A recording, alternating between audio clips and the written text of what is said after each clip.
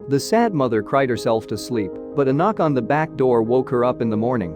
When she opened the door and saw a carbon copy of her dead son, she stopped in her tracks. Daisy Holland raised her son Bradley on her own after her husband Howard died when Bradley was only 11 years old. Daisy loved Bradley very much, and she did her best to love him like a father and a mother. But the little boy missed his dad a lot when he saw other kids his age going to baseball games and doing fun things with their dads, like fishing and playing video games. Daisy was too busy taking care of them both to pay enough attention to him. But she made sure Bradley didn't miss out on anything by doing everything she could.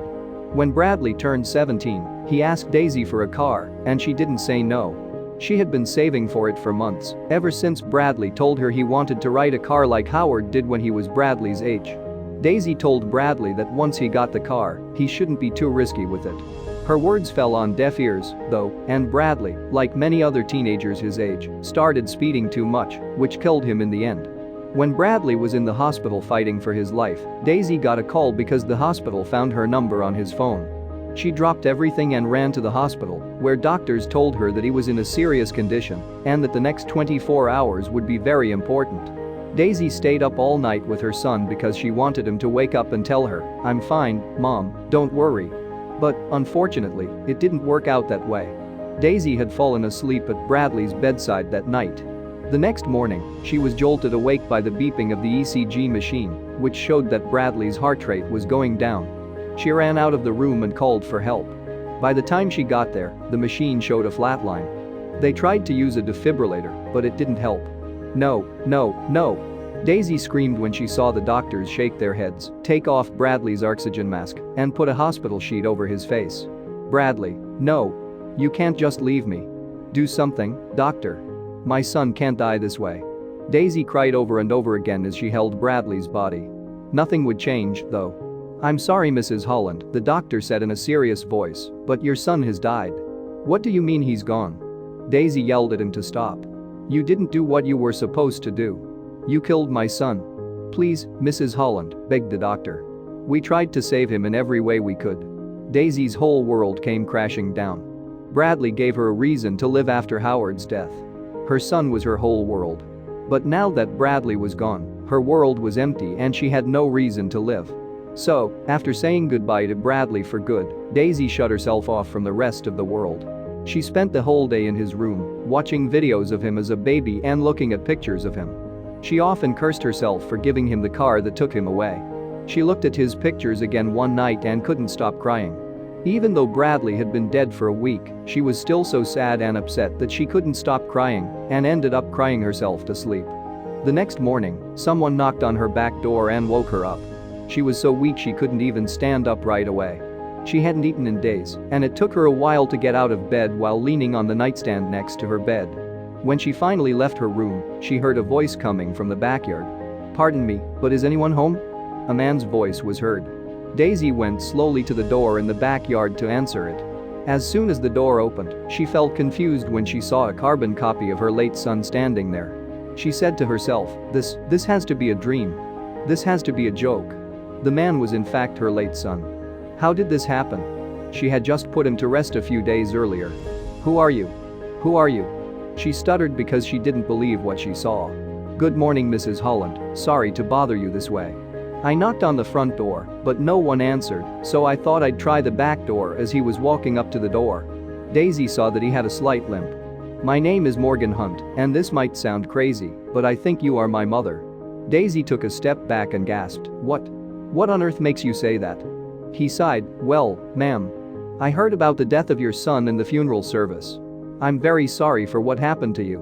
The car accident was terrible." He stopped. "But it was hard for me to get over how much your son looks like me. I mean, I couldn't believe it. To get your address, I had to pull a few strings at the TV station. I couldn't wait to meet you. I grew up in an orphanage, and no one ever told me who my real parents were. Since then, I've tried to find them. I thought you might be my mother because your son and I look the same. Like, maybe we're twins?" She was shaking as she said, "But that's possible. I didn't have twins while I was pregnant, so you can't be my son.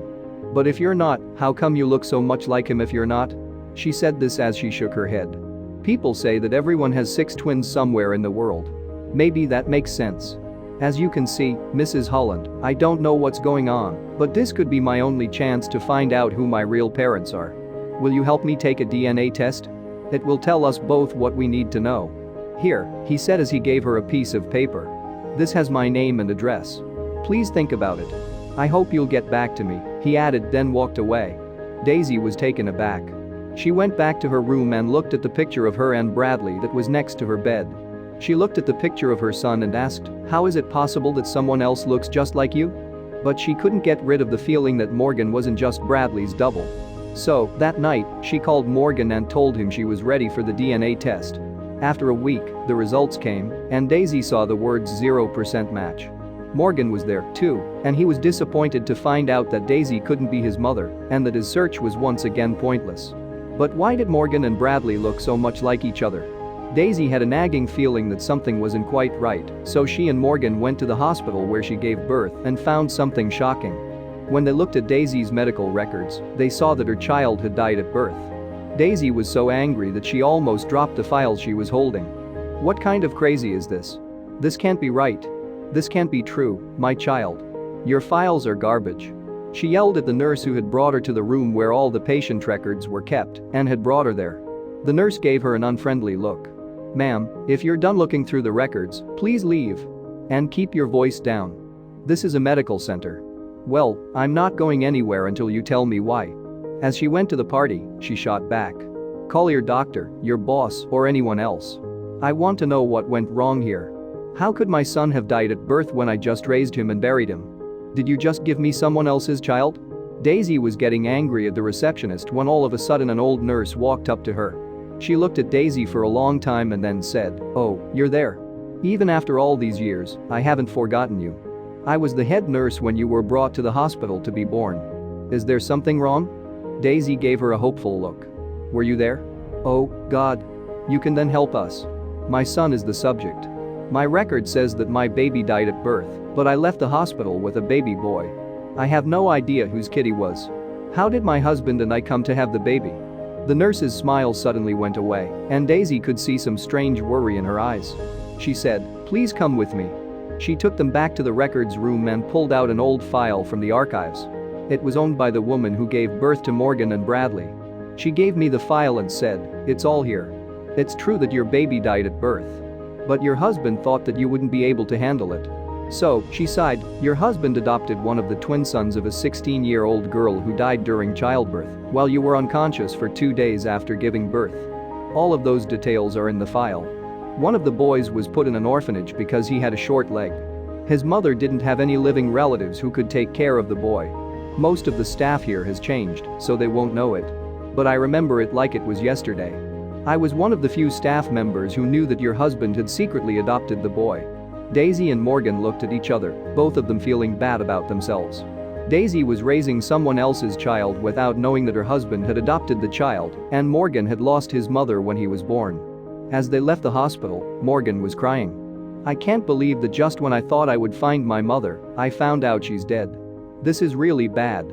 Daisy rubbed his back and told him, "God has a plan for everyone, Morgan. I didn't know Bradley was my son, but I felt a strong bond with him. I loved him like he was mine. I don't even blame my husband for adopting him. I was taken to the hospital because I was pregnant for the 3rd time. We hoped that this pregnancy wouldn't go the same way as the others. We had already lost 2 babies. I don't care if he was my child or not right now. He made me a mother, which is more important. And just because you are his brother doesn't make you any different to me. I'll always be here for you if you ever feel like you need a mother." He told Mrs. Holland, "You have a big heart. I don't know what to say, but I don't want to lose another chance to have a mother after losing my birth mother. Also, thanks. I'm glad you're here for me." Daisy and Morgan decided to forget the past, and Daisy took Morgan in as her own child. When Morgan got married and started his own family a few years later, Daisy became a grandmother to 2 beautiful twin boys. Now, as a family, they all go to Bradley's grave to pay their respects.